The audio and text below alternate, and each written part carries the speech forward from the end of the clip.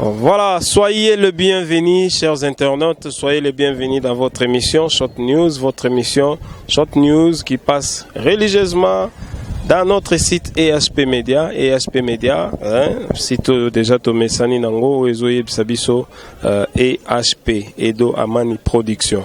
Voilà, c'est votre orgueilleux serviteur Ekibumba parce que tout le monde est devenu humble serviteur. Moi je ne le suis pas, mais c'est à vous de juger si je suis orgueilleux ou pas. Voilà, lelo toye penza ko solola lisusu na tina ya musique na biso, musique congolaise tozo kende wapi. Tozo kende wapi na musique congolaise, togo yebisa bino, togo adresser na bino bandeko bo sala mabe, à l'occurrence ndeko na biso mundi bubongisa musique, musique ezaka ate otanga bêtise ezo sala bien te.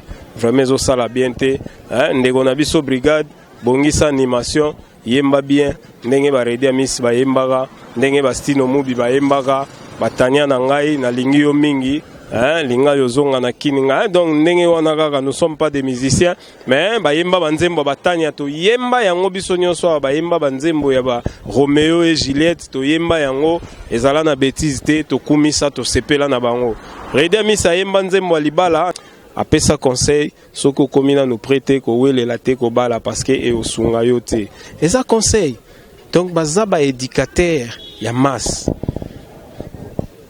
musicien aza na bokesenité na pasteur aza na bokesenité na enseignant parce que azo transmettre message moko pona ko changer mutu siko obino bozo yemba lelo vraiment mundi bu ko tenir en rigueur tête otangi kombo na yo kaka te boza mo belé mais ba précision pene ali par rapport ya moi album ebimi siko moi basukola soki nini e sungate batuna yo pe ba yebisa yo oyo ba otala ba yebisa yo masa bongisa parce que ezo sungate to te ya bana biso nini to tika la ba jeune o to zate le lolobi to koma ba vieux to koma ba tata bana na biso baza mikele lolobi ba okola to tika nini na mutu na bango papa na biso mutayembaka biloko songolo pakala alobaka nini ate ya mboka nini. Vraiment ils ont ça la bien te na ba kulutu ba obozaka ko yemba bien lobby oui leki les lobo bungi pona nini esungate c'est un grand travail musique eza travail moko noble eza travail moko ya excellence mais boke nango bien image tika la bien lobby na bino tika la bien coup de chapeau en bailo kanto vie ready à misi vraiment toyeba na biso te toza na biso ba pire te tokutana na biso te mais to sepela na musique na yo oyemba bien oloba bien oteyaka bien na ba interview na yo pe osala yango bien po ani bino te o bo landa lelo makambo biso to osala lelo to talaki batu lobi bazalaki ba chroniqueur bazalaki ba journaliste bazalaki ba panzisango oyo basalaki musala ya bien nde biso to landi o basali ya mabe to olanda te bongo bino lelo pourquoi boko olanda redi a misité ba ilo kanto pourquoi boko iko landa stino mobité pourquoi boko iko landa king kester te pourquoi boko iko landa bango te king kester ayemba banzembo na ye nyonso soko yoki yango na ebité aza mutu azangaki mabe na ete mais en tout cas en général marambo king kester ayembaka vraiment sepeli sala biso langa stars toyoka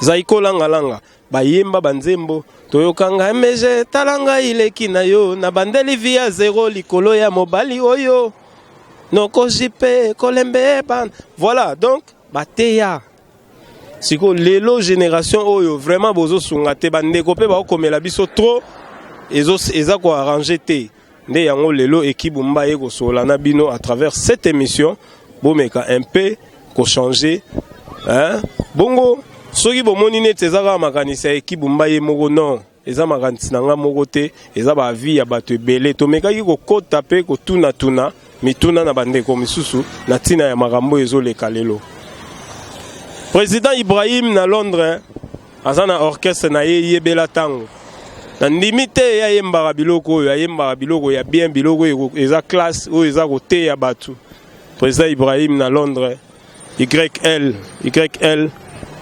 Maman Charlotte Pigeon soko lipa Maman Charlotte Pigeon te na Londres olia wapi po lia kitoko po yoka gupe na ya biloko pe na ya mboko olia ngo wapi Voilà, topesi bino mbote. Maman Nabiso, maman vraiment topesi mbote. Maman Nabiso, maman yo yebi topesi mbote. Maman Brigitte Tabou. To landana nous condenser oyo ndenge bandeko balobi na tina ya musique ya lelo na musique oyo toyoka kala. À suivre avec Bobo Gigal déjà to le katotala. Bonjour maman. Bonjour monsieur. Maman obengami na kombo nini? Kombo nanga Mama Coco. Mama Coco. Voilà, toujours tuna différence analyse na yo par rapport ya musique o ezaki koyemba maliboso ba defa o ba redi amis na o lelo bandeko na biso ba jeune musicien ya lelo bazo yemba lecture ezanini par rapport ya tout ces puis ndenge bazo ko accentuer pena sur ba bêtise na kati ya ba musique olobi nini sur yango. En tout cas pour nanga na moni vraiment musique actuelle ezo détruire jeunesse na biso quoi. Po toyebi kale aiki ba musicien bazo composer ba nzembo oyoki pe nzembo epesi pe leçon. Mais tandis que siko to komona comme plus animation. Bêtise na bêtise bon nazo yeba te soki pe zarake avant nzembo no sa succès faut otiande bêtise na kati et puis na mituna kaso censure ezalaka kaka obie balongolango. Po banzembo moko asoni bomona bana bavandi wana baparents pe bavandi wana et puis bana baobanga pe lisusu te. Donc ils ont sonné vraiment bien te na mato ya baparents. Est-ce que aux nzembo moko ya kala oyo yebi ezalaki lokola éducation pe musicien moko ayembaka ngoso ko cité? Bon nakoyemba neti nzembo ngeza na ebite soki ya lutumbo ya sofele palado kumbanga malembe nazali mama ya bana sama. Merci. Vraiment, Nino Gopé ça comme conseil na ba jeune musicien au bazo ça parce que tant sous bazagi ça par erreur tant que maman conseil Nino Gopé ça bango to ba oyo bazo teke la bango banzembo ba benga bango ba parolier. Okoyi ko yebisa bango nini. En tout cas, eloko na ko yebisa bango ezaki baluka moi ba améliorer musique na bango. Po eza bien te musique ezelo comme ezo faire partie na culture. Musique c'est pe ça mutu nyonso mais siko fo ezala pe elengi na koyoka ngo tango zoyoka ngo ezote ya po ba musicien ba ba tumoko ba éducateur. Mais siko yo conseil na opesa bango ba mikana ko modifier. Ba longolelo ko wana po ezo sala soni po bango ba musicien na ba pe na ba parents. Tinde bazomba ba bêtise wana ezo komela pe ba parents na bango. Ce qui est vraiment moyen pour que merci beaucoup. Bonjour papa. Bonjour monsieur. On vous appelle comment? Monsieur Isaac Kinkela.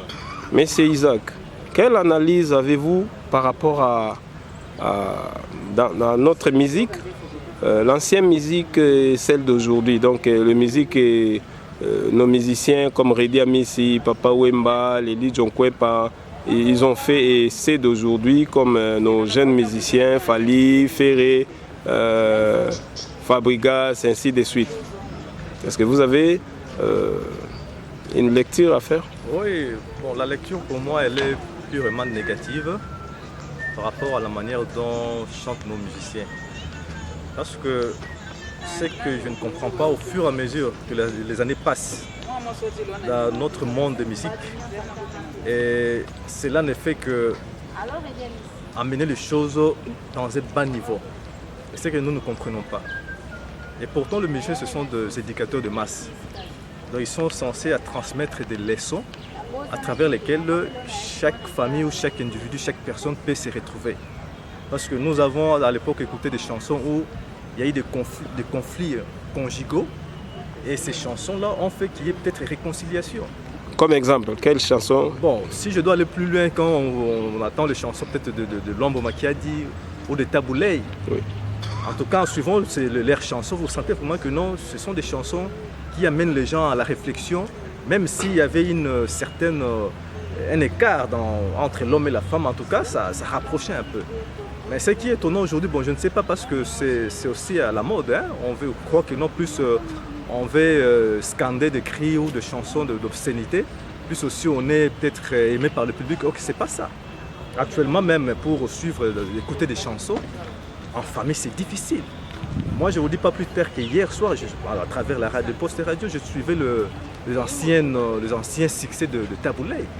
Notamment mon Gali, quelque chose comme ça que je suivais. C'était la nuit, j'étais là, comme il fait tellement très chaud ces derniers temps. J'étais assis sur ma chaise la nuit là, je suivais un peu la radio dehors. En tout cas, je prenais de l'air et en suivant la musique là, vraiment ça me rappelait un peu beaucoup. Je me suis dit, mais ces gens, c'était encore très jeunes quand ils chantaient ces chansons. Quelle inspiration avait-il eu? Actuellement, bon, je ne sais pas si les jeunes... Il y a aussi un problème, parce que si vous demandez à nos jeunes actuels, ils vont vous dire que non, nous imitons nos grands. Peut-être aussi c'est ça la raison pour nos jeunes d'aujourd'hui. Ils imitent les grands. Les grands peut-être aussi, ils ne sont pas en train de jouer leur rôle en tant que grands. Donc vous voyez que vraiment il y a un problème peut-être de prise de conscience. Nous aussi, le public, nous avons aussi un devoir à les interpeller. Plus aussi nous consommons ces produits dans l'état auquel ça se trouve avec des obscénités. On les encourage. On les encourage aussi. Mais quand ils sentiront que non, le public commence à faire obstacle à nos produits et ils ne veulent plus consommer parce qu'il y a trop d'obscénité, il y a trop de banalité, en ce moment-là, peut-être ils vont reprendre conscience. Merci beaucoup. C'est ça un peu mon point de vue, mon frère. Merci beaucoup, M. Isaac. Okay. Bonjour. Maman, est-ce que vous avez ndenge nini ozo mona musique na biso lelo oya lelo na oya lobi ba papa na biso ba Luambo ba Redia Miss ba Redia Miss ba Lijo Kwempa ba Stino ba yembaka neti exemple le roi Batania ba Nzembo Batania na o lelo ezo yemba ma ba Mundibu ba Fabrigas ba bango nyonso bazo yemba na différence nini ozo sala na ba Nzembo wana? Bon, en tout cas différence c'est ça. Par rapport à Nzembo Kala est vraiment éducatif par rapport à Nzembo Lelo. Nzembo Kala est vraiment koyemba, beaucoup plus koyemba. Nzembo Oyo, ils ont éduqué, ils ont fait ça conseil na banda pour ba foyer, ils ont bongisa mais les contrats Nzembo Lelo ba kotisi trop buzoba. Donc, bêtises sur bêtises. Donc, ils sont censés être parents par rapport à Nzembo Kalande biso. Demander que tu as la Nzembo na parents na biso mais lelo jamais ba na mikie que va nané dans un salon bolanda ba Nzembo en tout cas ils ont critiqué tes éducatifs. On a vraiment conseil ni no pesa na bandeko bazo yemba wana neti mundibu auti ko bimsa soki matakwa soki nini bon, papa m'a vraiment intéressant justement, mais si vous conseil en général na ba o bazo yemba banzembo ya bien tewana, qu'est-ce que vous pouvez leur dire? Bon, non conseiller bango kaka ba meka ko changer musique eza te bêtise, musique eza pona ko conseiller ba tout eza bêtise te bayembaka bien, baza na ba voix bien, ba meka ko améliorer ba musique na bango et ezala beaucoup plus ba conseil pona ba foyer pona ko bongisa to boyi na biso to boyembela bolingo mena ndenga bien buzoba vraiment batika eza ko éduquer musique na bango eza ko éduquer ba buzoba basokola matako ba nini donc eza vraiment ko ça. Oh, merci beaucoup. Est-ce que vous avez battu balé au pesa mbote? En tout cas, n'apprécie mon cher que j'aime beaucoup. Et je salue aussi mes parents. N'apprécie maman Langambote, maman Geneviève, n'apprécie Mbote, maman Edo, papa Edo, n'apprécie Mbote. En tout cas, papa Edo, je vous aime beaucoup. Toutes mes sœurs là-bas, il y a en tout cas Christelle m'a bien agréable. Bonjour maman. Bonjour papa. Obengami na kombo nini? Yoldi Diki Serouti. Serouti. Oui. Lecture nini oza nango ya musique na biso tozalaka koyoka kala o ya ba papa na biso ba grand frère ba Redia Misi ba Stino na lelo oyo bazobenga maso 5e génération donc ba ndeko na biso ba Ferré ba Fali ba Fabrigas ba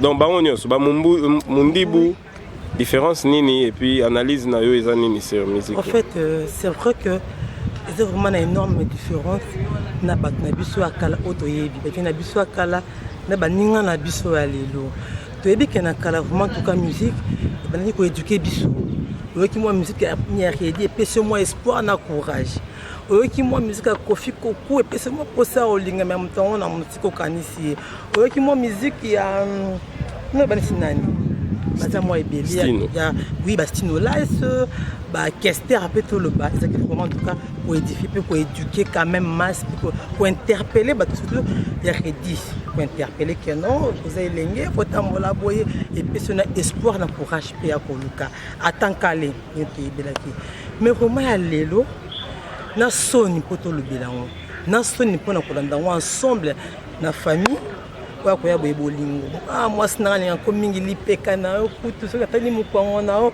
butu e koma tika tomti otanesa la moi soni bazo ko inventer mingi corps na sexe na musique ya lelo ba conseil ezati en tout cas vraiment analyse nanga na musique ya lelo malonga ezati na batu a mikolo kala kumisaki à part mais ba ile kanto saka ndenge azali ba oya kala oto yebaki ayembaki kukulelo ayembiso musisi taka différence wana o mususu ayembaki omba melo et comme nango amataka na punda sipindenge nini nani pe bandaki na bien pe fabriquer atuka bandaki correct mais na kati nango atomoni fuma mutaki mwa musaka tingama zanango bien mais faut qu'il y ait vraiment abandaki te conseil nini okopesa na bajeune musicien wana bandeko na biso bazoluka kochanger lelo et puis na baparolier oyo batekela bango banzembo conseil ezali que ba améliorer façon na bango koyemba bazali ba parents bana ba okola bakaka non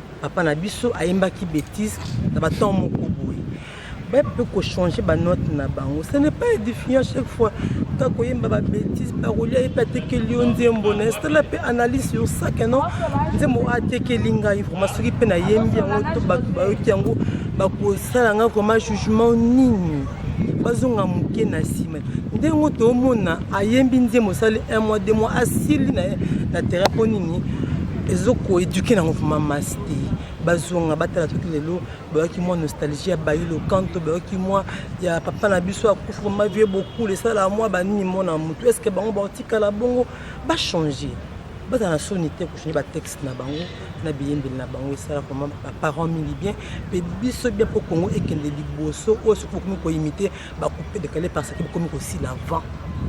Merci beaucoup siko pour na public oyo consommer banzembo wana okoyi oyebisa bango nini po ba sanctionner bien bato bazo bimsa banzembo mabe ça la jugement bango moko public bazo consommer poison bombe retardement basala donc to boya na biso somba ba musique oyo ya mabe mais zonga mitana nzembo na sombi yango pourara na kanisa fifi na kanisa mami na kanisa yoldi mais éduquer na on te suffisance au passe faut comme la aspirine papa l'impola la pongi quand ni bêtise na bêtise en tout cas public vous à la conscience vous boya pe yango to boya pe yango ti to abatu to boya. Merci beaucoup. Merci papa. Bonjour monsieur. Bonjour monsieur Ekibumba. Obengami na kombo nini? Nga benginga na kombo Jésus pour l'enfant du pays des métiers noirs, supersonique, attaquant des pointes de base. On a confiance. Merci supersonique Jésus. Tolingi to yeba moke analyse na yo par rapport ya musique oyo tozalaka koyoka. Ya bandeko na biso ba redia misi ba Stino Mubi donc ba clan wana nyonso tout ba Kester ba docteur Nico ba voilà ba Evoloko ba mbonge na oyo lelo bandeko na biso bazoyemba ba Mundibu ba ebele ba nyonso tout wana voilà. En tout cas franchement mon frère ça fait très mal au cœur. Banti valeur modèle wana. En tout cas, le tout le monde a dit, on va faire une dépravation de mœurs. Donc, on est acculturé. Vous comprenez? Tout le monde soit pas tout le monde pas d'abisso. Pas d'abisso, ça va bantou. Tout le monde a origine d'abisso, la racine d'abisso. Parce que bango bazana n'engue na bango bazofi. Nous aussi, on a notre façon de vivre. Alors, il ne faudrait pas copier mundele tina suka tina basevo ko landela ka mundele. Non. Vous comprenez le boy. Petit c'est comme le quoi bonjour na minoko bato. Vous comprenez mon frère? Donc comme on dit que le mot bolo wa maya ko melo kina ba uzuma yo bai. OK. Tango kala, tango wo lwaki wana ba msia kala wana. Azoye melo ko ezana sens, ezana thème, peso que ndenge longo bani. Peso na ba étape bien structurée. Mais le saka bo muta koti ba mo ki budiki bêtise bandi. Et là mo ka yembe zate, message mo ka passer zate, et là mo malunga ezate.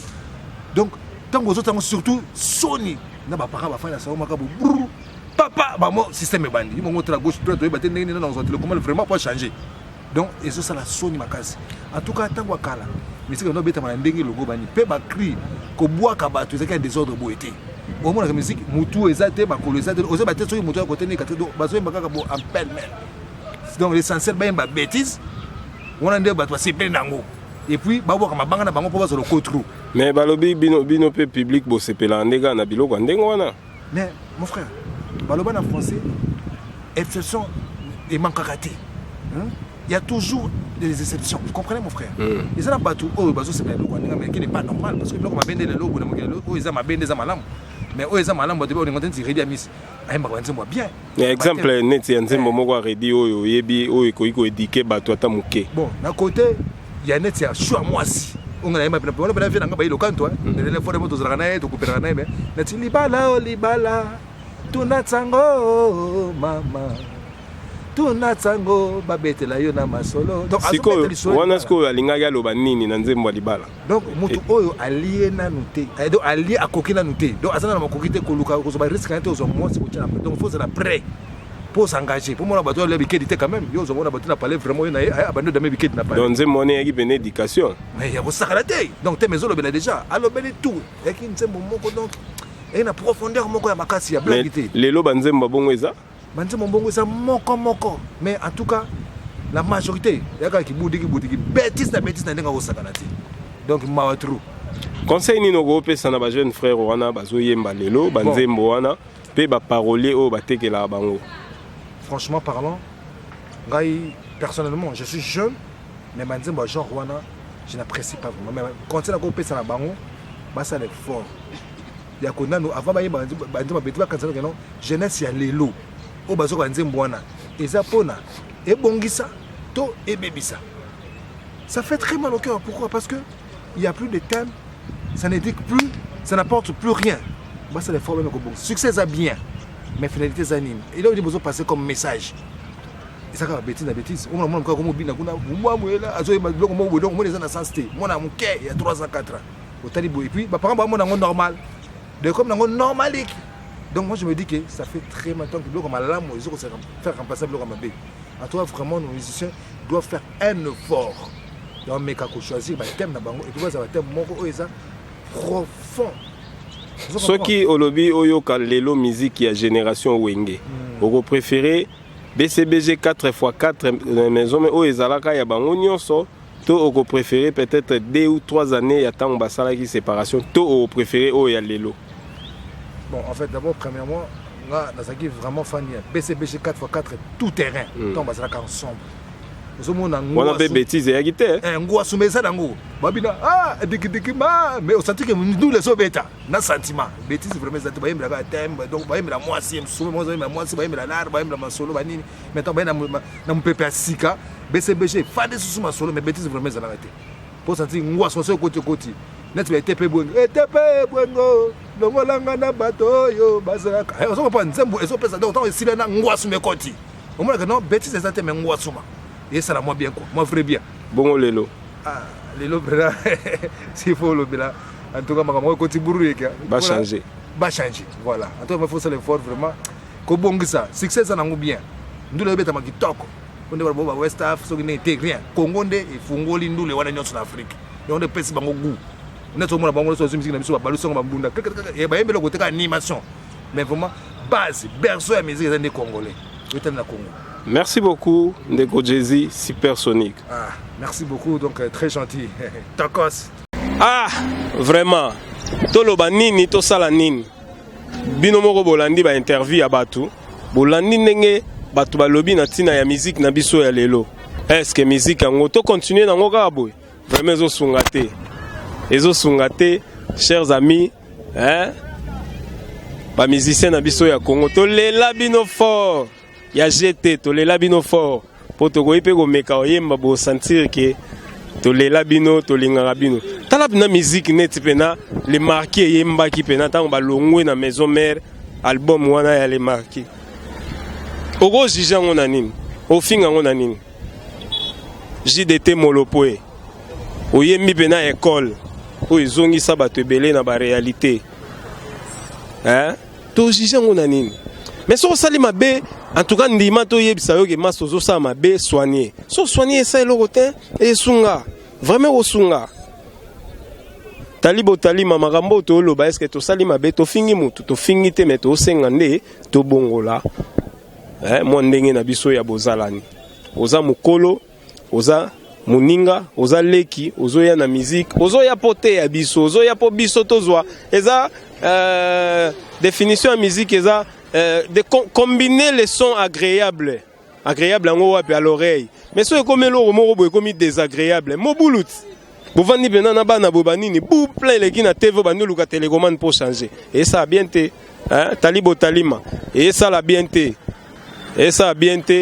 vraiment tomeka o changer. Voilà tokomi na suka émission na biso ezalaki ya bino ekibumba yeyo oyo ya bino penza. Voilà donc tokomi na suka tozanga te kopesa ba mbote na ba nyonso tu ba sepelaka na biso pe ba oyo ba encourageaka biso ba tindela biso ba message makambo ebele to toza na contact opesa bino mbote to pesa bino te pona nini to pesi papa Alphonse mobali ya mama Rit na France to pesi yo mbote. Topesi les grands producteurs Papi Moussoui na Londres, les grands producteurs Topesi Ombote, vraiment tika bambote na yo komela yo Topesi maman Nabiso Brigitte Tabou, maman Brigitte Tabou yo na Allemagne Topesi Ombote place Ozali, Topesi ba nyonso tu bazolanda biso Mbote Topesi Emani Wenge oncle ya moto Topesi Ombote maman nanga Claire, vraiment place Ozali bambote ya trop kuna na France. Topesi mbote vraiment kuna na États-Unis na Claude Lompoufou ya mingi ya olobezate tozongi ka ko marteler muke bandeko na biso ya ba musicien bo changer pour ezala bien en tout cas so boyembi na bino ata boyembi na bino bolingo mena ndenge mo ya bien et osunga et osala pe bien CD ete kama voilà yango nde tozaki nango comme message na émission ya lelo bongo tokutani na chaîne émission mais soki ngana bino to monana ki boye eza na makasi ya Bobo Gigal oyo a se transformer lelo alongwe chroniqueur a se transformer pena na cameraman po eza pena EHP na kata EHP multi service toujours talaka yemoko Edo Amani recto verso avec recto verso ya Edo Amani bana na ye tout bakita pena donc masolo tout carré. Glory be to God.